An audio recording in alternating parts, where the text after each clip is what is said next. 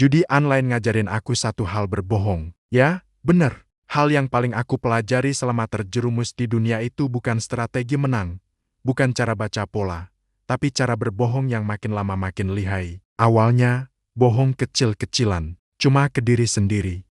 Cuma iseng, kok, cuma 100.000, kalau menang kan lumayan. Uang 100.000 itu hilang. Besoknya, oke, aku coba lagi. Kali ini pasti balik modal plus untung dikit. Hilang lagi. Terus begitu. Bohong ke diri sendiri kalau aku bisa kontrol. Padahal kenyataannya, aku yang dikontrol. Lama-lama, kebohongan itu merembet.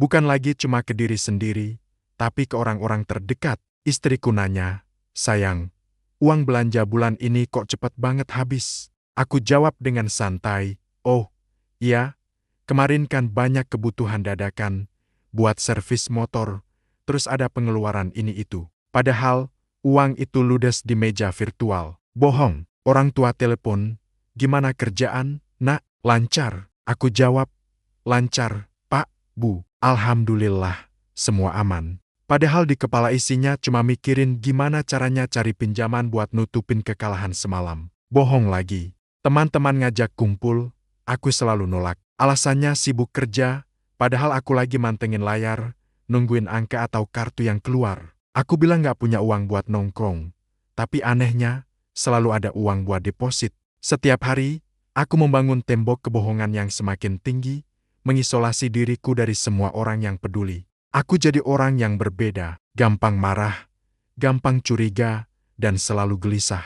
Senyumku palsu, tawaku hampa. Karena di balik semua itu, ada rahasia besar yang aku simpan sendirian. Lalu, kebohongan itu jadi kebiasaan. Sudah nggak perlu mikir lagi. Setiap ada pertanyaan soal uang, soal waktu, soal kenapa aku kelihatan stres, jawabannya otomatis keluar, sebuah kebohongan yang sudah terangkai rapi. Bohong sudah jadi bagian dari diriku. Dan setiap malam, waktu aku sendirian di kamar, setelah semua kebohongan itu diucapkan, datanglah bagian kedua, menyesal. Menyesal jadi rutinitasku. Tiap malam sebelum tidur, kepalaku penuh dengan coba tadi aku nggak deposit, coba uang tadi aku pakai buat beli susu anak, coba aku jujur aja dari awal.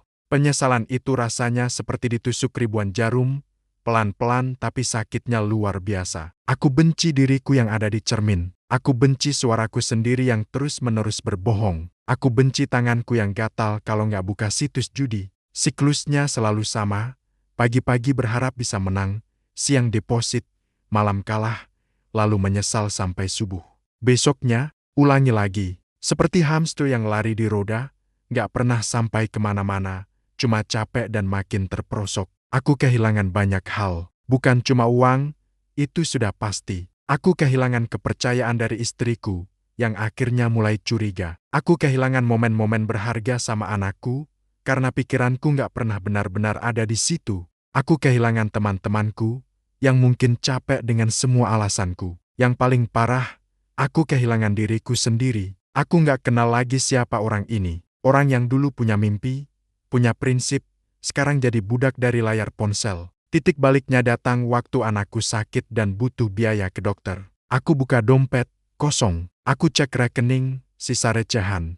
Saat itu, istriku natap aku dengan tatapan yang gak akan pernah aku lupa. Tatapan kecewa, sedih, dan putus asa. Dia nggak ngomong apa-apa, tapi tatapannya itu lebih tajam dari pisau. Di situ aku sadar, kebohonganku bukan cuma menyakiti diriku, tapi sudah menghancurkan orang-orang yang paling aku cintai. Malam itu, aku nggak bisa tidur. Penyesalannya beda, bukan penyesalan karena kalah judi, tapi penyesalan karena sudah jadi ayah dan suami yang gagal. Aku lihat anakku yang lagi demam, dan aku nangis sejadi-jadinya. Untuk apa semua ini? Untuk ilusi kemenangan yang gak pernah datang. Untuk adrenalin sesaat yang bayarannya adalah kehancuran jangka panjang. Cukup, aku harus berhenti.